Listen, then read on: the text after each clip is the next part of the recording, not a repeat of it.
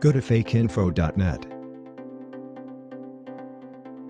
Scroll down and in the Social Media Tools section click on the Facebook Video Call Generator button.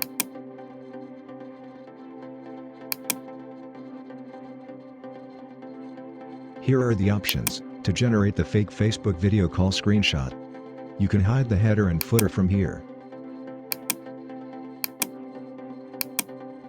Set time and battery percentage.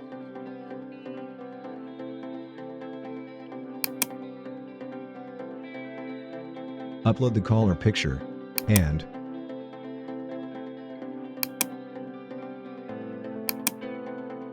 then click on the Person To tab to upload the receiver's picture.